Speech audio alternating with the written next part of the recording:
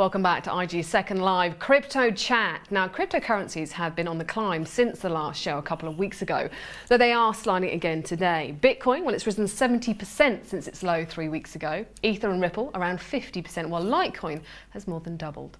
Now, on the day, the Parliament's Treasury Committee announced an inquiry into cryptocurrencies and the technology behind them.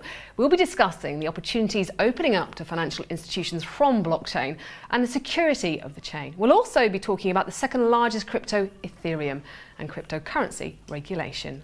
And joining us to do just that is Brett Scott, author of the Heretic's Guide to Global Finance, Hacking the Future of Money, and also a senior fellow of the Finance Innovation Lab. And joining us also next to me is Derin Cag, who co-founded Blockchain Age, a decentralized research center and digital data consultancy for blockchain technology. Thanks very much for joining us, gents. Now, we've gathered these guys here in the studio for you to help you understand these markets, trade these markets, and so they're here to answer your questions as much as anything else. And to do that, to send your question, well, it's quite simple. Just send it via Twitter using the hashtag IGCryptoChat, and we'll put those questions to our guests. But let's get started. And now, the last time the focus was very much on Bitcoin, but what about Ethereum, the world's second most valued cryptocurrency? This month, it's largely held steady at around the $900 mark. If we take a look at where we are at the moment, we're what, 797 currently. We did see a major drop to 585 on February the 6th, an incredible rise to 979 on February the 18th.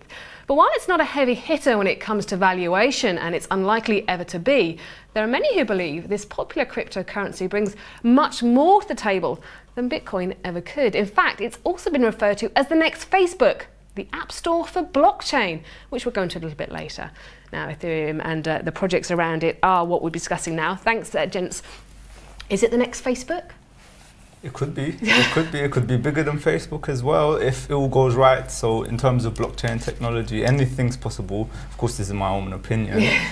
It could, because of the technology. The underlying technology, blockchain, is revolutionary. It's what the internet was supposed to be. And with a lot of tech people, these professor types doing lots of things in the background beyond the hype, because there's a lot of hype as well, people that come from traditional companies where they're just adding the word Ethereum to the end of their company or adding the word blockchain to the end of their company. There's those types as well. It's a wild, wild west. But then you have the genuine projects within the Ethereum ecosystem, some interesting ones that are doing lots of interesting work, and I think this year we'll see lots of practical use cases popping up, and that's when it will get interesting. So it's not more to do with the price, but it's more to do with the actual practical use cases and the practicality, and also the scalability of the Ethereum blockchain for me to see that growth like Facebook. So Brett, I mean, are you in agreement? I mean, I said that at the beginning that some say this is going to be, Ethereum will be more powerful than Bitcoin going forward. Would you agree with that? I mean, it's complicated, right? It's like, saying it could be the next Facebook is probably overstating the case. I mean, Ethereum is not necessarily designed to do what Facebook does. Facebook processes huge amounts of quite intense media. Something like an Ethereum blockchain is not really designed to do that. It could be combined with other technologies to create something similar, but in and of itself, it wouldn't actually be able to do that. I mean, bear in mind, one of the key issues in blockchain technology is scaling. And part of this is because if you're trying to run a decentralized network and you're getting everybody on the network to have to constantly update it, and you're then expecting them to say, for example, update photographs, videos, all those kind of things, it's never going to happen with that particular design. So Ethereum by itself wouldn't replace Facebook, no. Well, let's look at some of those projects you mentioned, the DApps, as it were. I mean, there's quite a few. They're talking about gambling, they're talking about gaming. Have you pronounced it Gnosis, as it were, in terms of predicting results of things? I mean, for you, what is the most important project for both of you that we're seeing Ethereum linked to at the moment? I like sustainable development related projects, so ones that are doing both Ethereum DApps, but also trying to do good in the world and trying to like reduce poverty, provide remittance services. But then there's ones like Slockit. I don't know if you've heard of that one. It's providing machines to be able to talk with computers and to be able to talk with your pocket. So for example, if I want to rent a house, I can pay the house directly and the door will get unlocked for me. I can go into the house, and the second I leave, rather than the day, it would know and it would charge me by the second. So stuff like that. And they're in alpha phase, so they're pretty much ready to go. I think this month, at the end of this month or early March, they should be live. So that's an interesting one to follow for me. Yeah, I mean, I think to grapple with basically what Ethereum does, you need to understand the smart contract concept. If you look at Bitcoin, essentially what it was is a way for a network of strangers to move tokens between themselves without there being a central party involved. But that's all that Bitcoin can really do. Bitcoin, you can choose to get tokens and move them away. That's basically what you can do. In Ethereum, they introduce a new sort of player on the network, which is often quite confusingly referred to as a smart contract. It's actually a very misleading type of language or misleading phrase. What these things really are something, I guess, akin to, I would call them automated agents.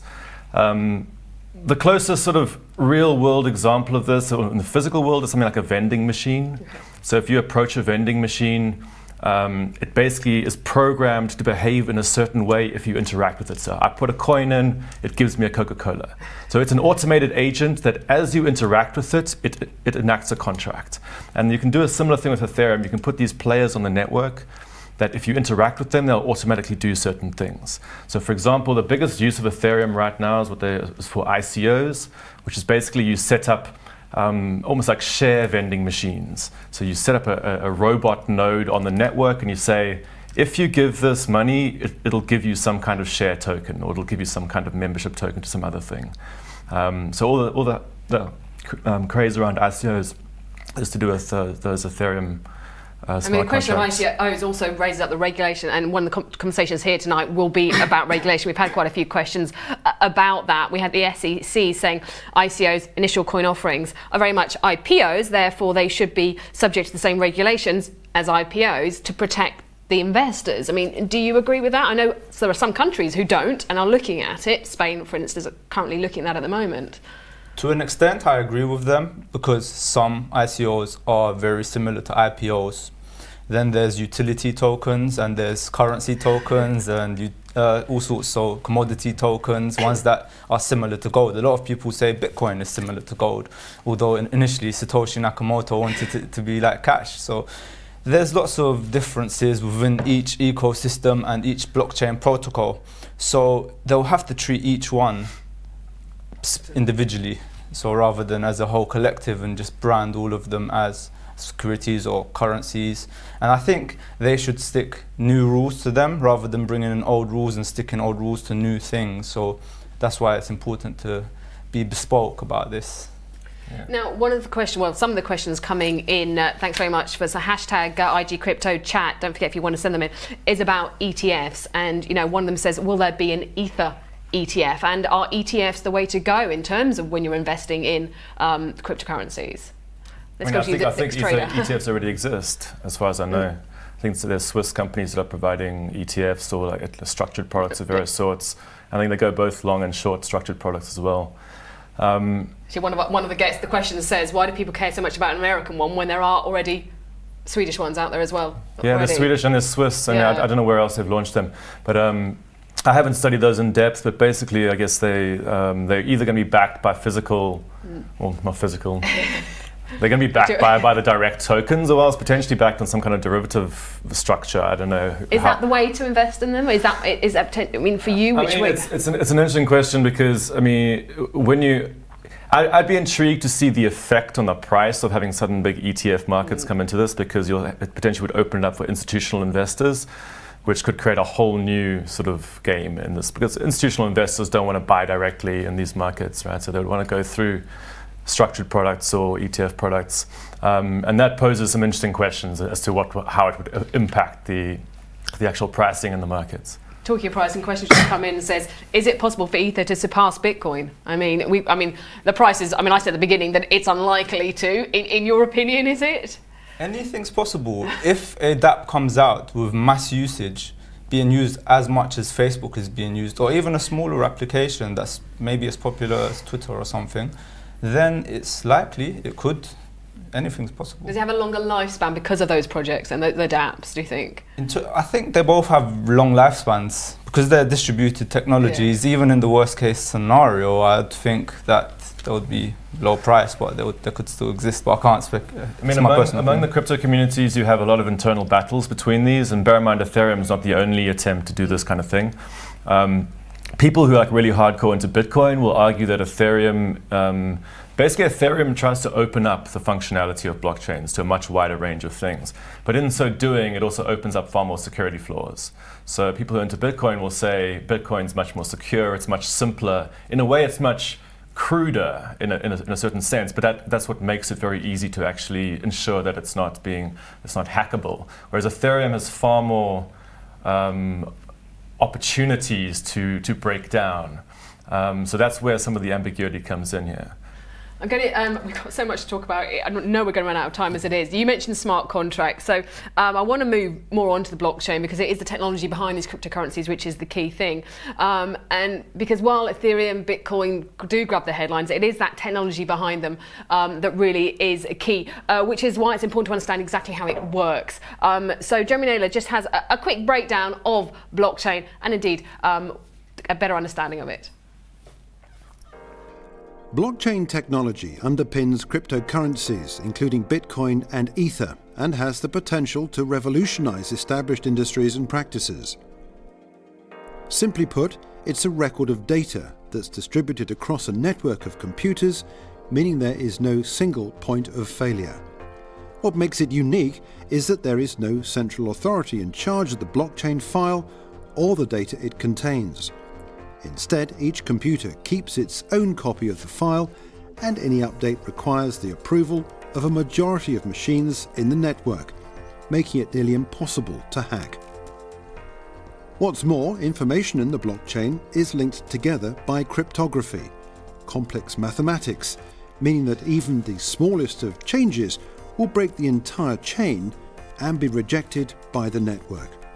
For these reasons, blockchain technology is exceptionally reliable and secure. For cryptocurrencies like Bitcoin, blockchain technology is used to record transactions. If Bob paid Alice 5 Bitcoins, for example, that transaction would be listed in a block on the Bitcoin blockchain.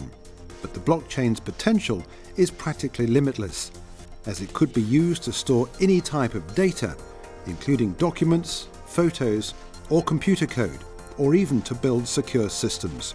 These systems could also record votes in an election, ensure citizens pay their taxes, or record intellectual property rights, to give just a few potential uses. But how does blockchain technology work? New data is added in blocks, and new blocks are added at regular intervals, forming a chain. Each block contains a portion of data and hash. Hash is a unique identifier for the block, generated using the data contained within it. Each block also contains the hash from the previous block, which is how the chain is formed. These hashes can be used to verify that the data has not been tampered with, as even the smallest changes to data within a block will invalidate its hash and the hashes of all the blocks that follow. But with copies of the blockchain file stored on computers all over the world, how does the system ensure that there is only one version across the network? Unverified data, for example a pending cryptocurrency transaction, enters a pool. Computers will select a set of this data from the pool, add it to a new block, and then attempt to generate a hash, in a process known as mining. The difficulty of generating the hashes can be adjusted as the network expands and processing power improves to ensure that blocks are mined at a consistent rate. When a computer has generated a hash for a block, it's transmitted to other computers for verification.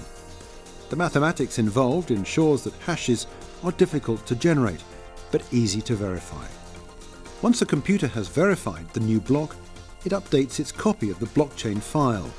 It's considered part of the blockchain when a majority of the machines have updated their copies of the file.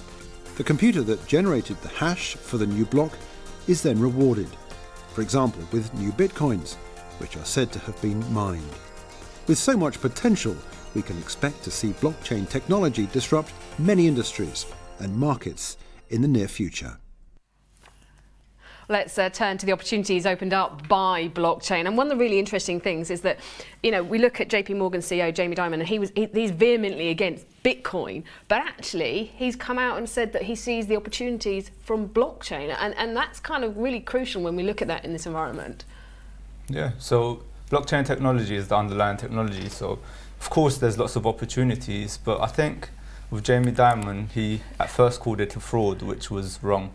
There was like a defamation campaign, like a smear campaign for Bitcoin, which is, in some places, is still ongoing. Oh, I mean, he's still against the cryptocurrencies, but he sees the value of moving money between accounts with it in blockchain. And I think, just making that understanding that there is a difference to a certain extent between the cryptocurrency itself and the technology behind it and the different ways it can be used. Yeah, there's so many use cases outside of the financial system. There's already practical use cases within the financial system that are being used within banks, within financial institutions, investment banks and so forth. But then outside that, within the public sector, for voting, for example, we could use this technology. For identity, for passports, for example, you can have your face being recognized within a blockchain system. But then there's the debate about how much privacy do you want to give away. But then there's privacy-based blockchain technology systems where you can actually sign up to give your data. So you sell your data as you can opt in. And if you don't opt in, then you keep your privacy. But if you do opt in, then rather than all these big companies getting paid for your data, you would get paid for your data and they might get a small share of it or something. These are of course theories, but they're possible. So what opportunities for you for the blockchain? Yeah, I think if you want to understand the current debate around blockchain, you have to see the trajectory of how it's developed. Bitcoin's the original version, right? So, and essentially, if you look at the very first blockchain systems, these were open systems. And basically the way to describe it is that they're systems for networks of strangers to coordinate the movement of tokens between themselves without there being a central party, all right? And anybody can join, anybody could come in, anybody can take part, right? The sort of second wave was stuff like Ethereum, where basically they added in the smart contracting capabilities so you can do more advanced things, but they were still open systems. The sort of third wave of blockchain technology, what they'd sometimes call distributed ledger technology now, is basically where you what they call private blockchains or permissioned blockchains, which is taking the same concept of having a network, sort of coordinating action among itself, but closing it down and saying only certain people can join, and you'll have special rules and different abilities, different rights and abilities on the systems. So for example, if you're looking at what banks are doing with blockchain or any corporations are doing with blockchain, they're using those private systems mostly. So right now, for example, banks have to coordinate a bunch of activities between themselves. They have to coordinate payments, clearing systems, all these things, right? Share depositories, all sorts of stuff. And they have to already collectively run the infrastructure. And when they see blockchain, they say, oh, well, maybe this is a way to essentially automate the coordination between ourselves and make it more efficient. So that's quite different, though, to the original open systems. So in terms of this great technology that has great opportunity in a number of different areas, one of our questions is, what is the best way to invest in it? Not via cryptocurrencies, by elsewhere. How else do you get involved in it? So it could be through one, education. Education's always been the best investment. The wealthiest people in the world always say, invest in your education within the blockchain. Because it's a growing ecosystem, over time there may be jobs, so that's another way. And then blockchain companies. So if you're not into cryptocurrencies, then a safer way would be to find companies that are turning over a good amount of profit per year that are already profitable, and to invest in those companies, whether it's a small sum, if they're accepting small sums, or through a SAFT, so a bigger amount, and then help them grow like the investment banks usually do. So those two are usually in terms of volatility. One of the things with cryptocurrencies, I suppose, has put people towards it and other people off, is the volatility we've seen in cryptocurrencies. Excuse me. We've got a couple of questions asking why crypto is so volatile. And are we likely to see the volatility within blockchain, do you feel? Well, I mean, when people are talking about volatility in crypto, they're talking about the tokens that are on open markets. So Bitcoin, Ethereum, all the ICO tokens and these open blockchain systems. The reason why they're so volatile in general is either because there's no way to value them. All right, so essentially, I mean, if you look at Bitcoin, it's essentially a a blank token. There's no way to decide what it's worth exactly, right? There's no sort of a clear market valuation technique. It's not like a share where you can sort of do discounted cash flow analysis or something to work out its value. In the case of a lot of the ICO tokens, the businesses haven't even been built yet, so you can't do any sort of valuation on how much the ICO tokens are supposed to be worth. So basically a lot of it is extremely subject to quite it's basically like either sort of market dynamics of hysteria or fear, or else just sort of speculations on the potentials of these businesses. But yeah, that's partially why they're very volatile. But if you're looking at the closed systems that banks are using, well, you can't invest in those. They're not open to the public. Yeah. Just another question. Quite a few coming in, so you'll have to excuse me as I kind of keep going back to them. Don't blockchains currently have a scaling issue? Will this ever realistically be fixed? Well, yeah, there is a scaling issue, that's a fact. So there's people looking into scaling, and there's lots of different proposals. So Ethereum's talking about one proposal, and then we'll have newcomers like Telegram proposing 1 million transactions a second. So I think this year we'll see some sort of scaling. Because we have got someone else who said, he says he needs to handle, he or she needs to handle around 3 billion smart contracts per year. What are blockchain's limits? Well, I mean, each version of blockchain has its own scaling problems and scaling solutions. So Bitcoin, for example, people talk about the Lightning Network or sidechain systems. So that's if you want to research that in blockchain, you have to look up the Lightning Network systems, which are basically systems built on the side away from blockchain, of the central blockchain, and then they process transactions away, or off-chain, they call it. Ethereum has the sharding systems. If you want to look up sharding, that's how they're doing it. But bear in mind that there's a lot of new systems coming out which have completely different architectures, or sort of related architectures, but quite different. So IOTA is one of them. There's stuff like Holochain. There's a group called the Economic Space Agency working on a very new sort of architecture. So they use elements of existing cryptocurrency or blockchain systems, and they sort of combine them in new ways. So you basically have to look at the different types of consensus protocols and different types of blockchain architectures people are building. Derin, you were about to say something then? So, for example, Visa network, I think it's around either 1,000 or 10,000, correct me if I'm wrong, transactions a second. I think this year we'll overcome that at some point. I don't think it will be Bitcoin, but it's possible the Lightning Network, if done correctly, could. And then once you overcome Visa, that's why they're so worried anyway, so they're panicking. Once they do overcome the amount of transactions that they do per second, then there'll be really big competition against them. And also, you should also bear in mind that the closed private blockchain systems don't have the same problems, because the reason why things like Bitcoin have scaling problems is that they have to essentially do this in a completely decentralized or sort of anonymous, or kind of like with a group of people who are strangers, right? But if you have a group of people who know each other, like a group of banks, for example, they can run systems which don't require the same level of processing or consensus that Bitcoin requires. So they can actually do a lot more stuff using blockchain systems.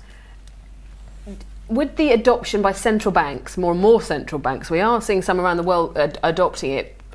Will that improve it, do you think, because more money goes into it, because then you get technology to make it better? What do we like to see in regards to that central bank adoption, do you think? Well, central banks aren't adopting cryptocurrencies like Bitcoin. But the blockchain. They might be using elements of blockchain to launch their own digital currencies, which would essentially be digital pounds or digital dollars. If you want to understand the state digital currency debate, you also got to realize that they don't have to use blockchain to do that. They could implement a digital currency system without using blockchain, just like banks have digital currency systems without blockchain. So the sort of state digital currency, one of the possible ways you might be able to implement a digital pound is using a crypto architecture. And that would sort of be loosely akin to a kind of digital cash. With some provisos. I'm going to mention Venezuela question. We had this last time as well, actually. Venezuela, the first country to create its own cryptocurrency. Will other countries follow suit? You mentioned when we're talking about countries and central banks sort of adopting cryptos or indeed blockchain. It's highly likely over time, especially as it becomes more secure and more transactions are available per second, then they will start adopting it. Now there's some security threats in terms of quantum computing. It's not a near threat, it's a long-term threat, But even then, quantum computing is a bigger threat to existing infrastructures, so to our existing websites. So it's still better now to use blockchain than to use not blockchain, basically. So, and, I mean, on the state digital, it's probably worth not referring to it as state cryptocurrencies. Okay. I mean, what it is, it's state digital currency, which potentially could use cryptocurrency elements if they wanted to. So Russia's been looking at the e-ruble, there's the e-krona in Sweden, and they would never use an architecture like Bitcoin to implement their so-called cryptocurrencies. It would essentially be being able to hold, it's a little bit like being able to have an account at the central bank. All right, so to directly hold state digital money. And the sort of blockchain element of it would just maybe be how you would implement it. But it's not, they're not really the same as cryptocurrencies. I would be careful of calling them that, personally. One of the questions come in, it says, how can I tell which cryptocurrency is right for me? Is there a smart way to kindle an attraction towards a particular one? Basically, they're currently trading on a demo IG account. Well done. They're watching Ether. So how do you choose kind of what's right for you? I mean, every trader is different. Every investor is different. We were talking earlier, you know, risk profiles, isn't it? I think it's about first, initially, finding the ones to stay away from. So once you create the list of the ones to stay away from, then you have a smaller list, maybe of 100 or less, maybe. So there's thousands out there. So once you do that, then you're getting closer to finding the right ones, because there's some Ponzi schemes out there, some that are looking really close to securities, but then they're promising false promises and all that sort of stuff. So once you clear those out of the way, then you've got a good list to choose from. And you actually earlier said educate when we talk about investing in blockchain. I think your first thing was invest in education, and that's, you know, key to, you know, make sure you understand the markets. Yeah. I mean, it also depends on what your objective is. So if the question is what's the best one to trade, you know, well, that's a different question to what's the most useful cryptocurrency for other purposes, you know. So, yeah, I mean, in terms of trading, I mean, traders have certain favorites depending what style of trader they are. You know, some traders like volatile tokens because, you know, they know how to work in those types of markets. But for the average person who might have other uses, you know, I mean, the first thing you really want to do is to try and grapple with the underlying technology so that you can understand it. I mean, so many people are piling money into cryptocurrencies without having any idea of how the underlying technologies actually work. You should be able to actually read all the white papers that are issued about the different tokens. And if you start to feel like you've got a grasp of that, you'll be able to actually judge which of these have decent proposals and which ones are just scams, because there's a lot of scams. I started the show by saying that the Treasury, UK Treasury, has announced an inquiry into cryptos and indeed technology behind it. Will inquiries like that, do you think, I mean, anything like that brings up information and educates people, has got to be important, it's got to be good, hasn't it? Yeah, I think it's helpful. I like the approach they took with it as well. So the way they're neutral, neither positive, neither negative, they're right in the middle. It's the way to grow. So this is how democracies grow. You've got to have these types of researches and looking into things and see how useful it is, and without stifling innovation, which, quoting them, this is what they wrote in their inquiry page. So yeah, in the regulatory debates, historically, regulators have made a distinction between Bitcoin and blockchain technology. In the Bitcoin space, regulators have been worried about dark markets, its use in criminal networks and so on, or consumer protection issues, or potentially around tax avoidance. But they've also been aware the whole time that, you know, there's potentially a lot of interesting stuff you could do with blockchain technology more generally.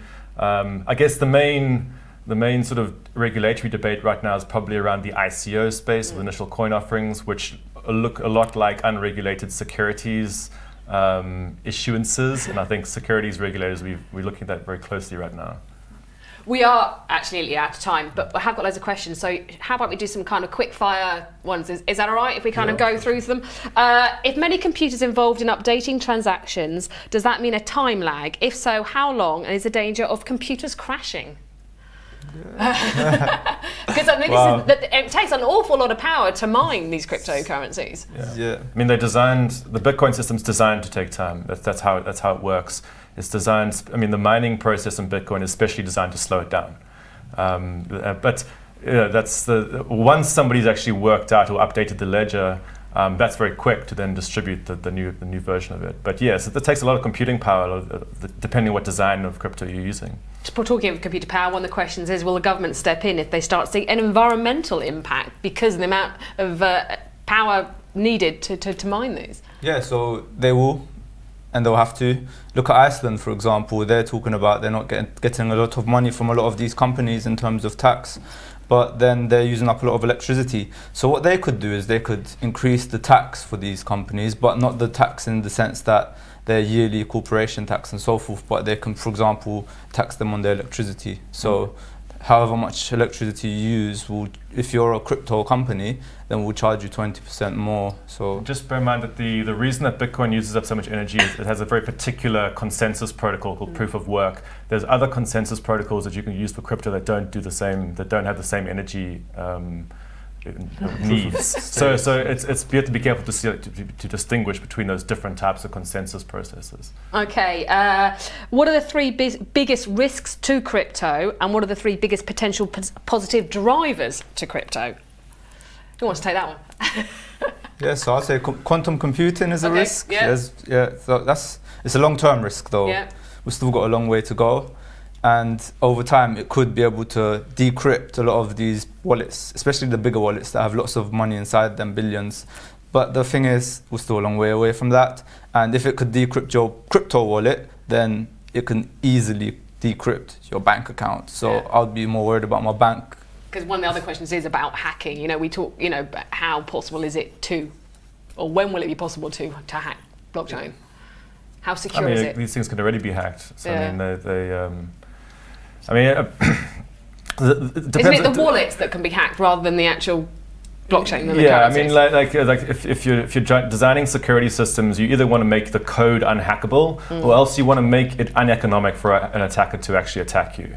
So one of them is saying it's, you know, we'll build very good defenses. Another one's saying even if you get in, it's actually not worth. It's going to cost you more to try and hack us than what you'll actually get back from us. And Bitcoin has both of those sort of security designs in it, but there's always possibilities. Nothing is ever unhackable.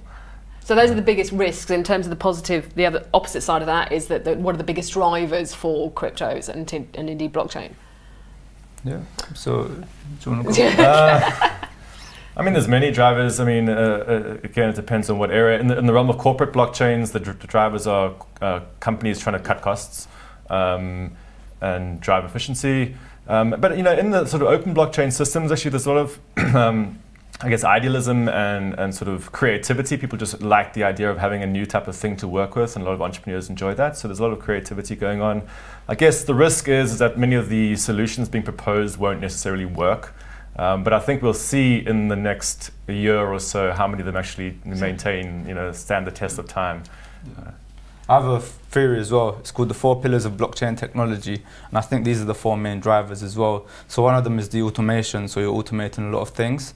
And then second one is the connected machines. So connected machines will be able to speak with each other and communicate through smart contracts.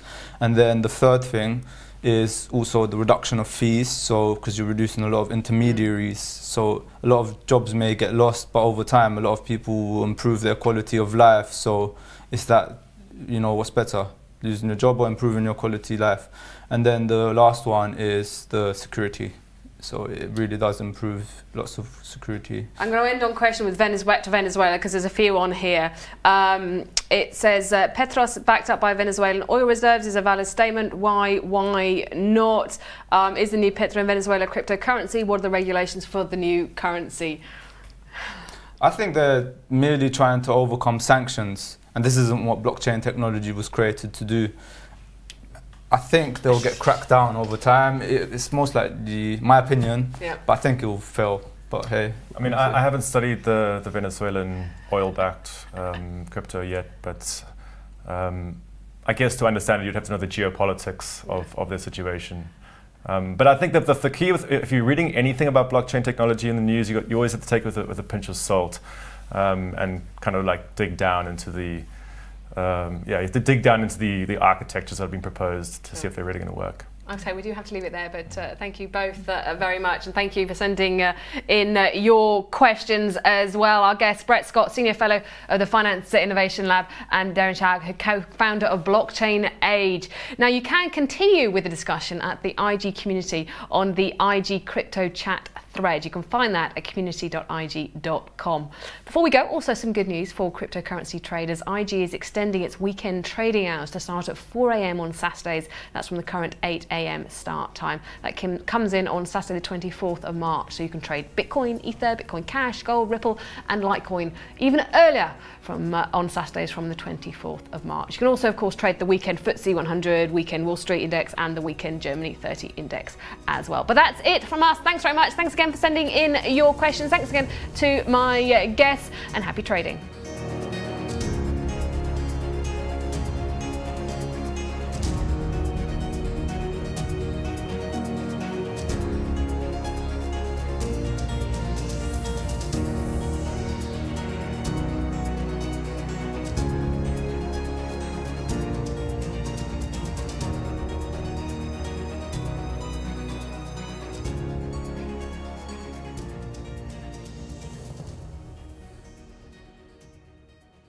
The new IG trading platform. Fewer clicks, flexible layouts and time-saving settings. Split charts across multiple timeframes and discover price change alerts, orders to part close, an integrated Twitter feed and more. Try IG trading now at IG.com.